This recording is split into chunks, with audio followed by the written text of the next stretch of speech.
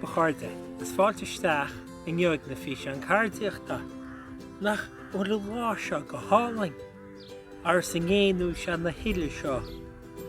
Má bhreananship tá cuairsan lei sa gáirí béal dorsam nach bleán na béad seo siad sunna sásta mus an gáirí sa bhíige féid. Nis, ráise seo amsa. Cid mo go líon an neo. Má tá agaí tá má pís má fharraige le láirtíide seo tá bardáin. Agus dúir má liomhain go niongain Smugairle Róin. Bhecinn se bheithin, idir teo gimocht sa fharraige. Steach smach ar an trána, cuid a cupsead an gáchairítad, cuid eile ní dochar a bhíntach. Fáin lom agus feicid sib hain gethir an gáid chéna. Nis, tás-tó nuirdaí seo web leis is Tionscadal seo. Tás-tó glue, strong, nó písa go olon, popper siad dáte, paultóid, marcóid, susúr, súla bréige, agus pláta dintas popper.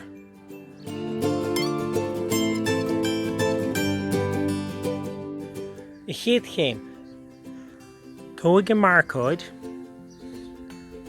agus tarnaí líne, suas agus an nuas ar I gcuid seo ar bhun na phláta.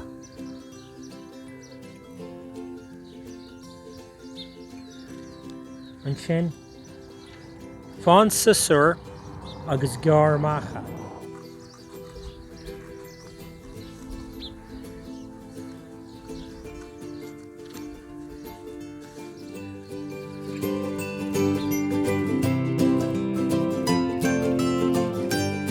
Fáin popper siada agus stróic suas an na písaí beagaid I gcuid seo. Nuair tá nóin popper stróicí suas agaid, tríoráis an pláta agus an glú. Bí cuairmach ní mó sé teo leis an gcuid. Gur cuid gan glú ar I bláta ar I gcuid seo, agus tusa gramú an popper ar I bláta. As cuingear tá dionga seo go mbeidh an pláta lán agaibh, ach tin cinnte spás ágáil híos seo.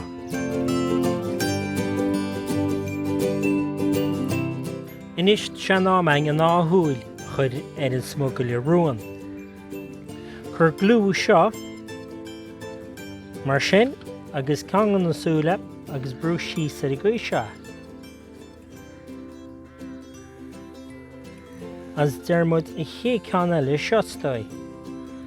Chur písa deas glúán agus brú síosa. Nis tá thúil I gimocht. Nis I chéad chéim eile tá le dingeáin ná páil a chur híosa seo le an srang nó an olon a chur I bhastós an.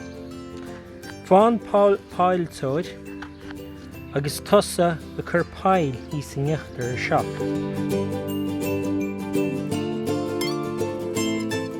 Nis, leis I céim seo tás-tó an srang nó an olon web. Fáin susúr agus gear písa timpeall 3 centiméadar mar seo. Agus tás-tó I míad ceann na chuile páil. Tá nón go nólan nún srang gearraing. Fá písa déanais agus cuid isteach sa bála I gcuid seo. Agus sin ceangail sníam híos seo. Agus dingear bur céanna le chuile fáil sin.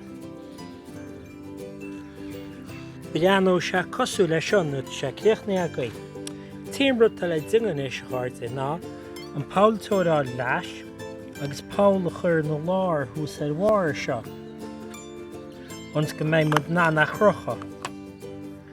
Ma nana chrocha tímó má bhíon lá breáid i gcuid seán nó má bhíon teach na floch bar a chuingealta iste.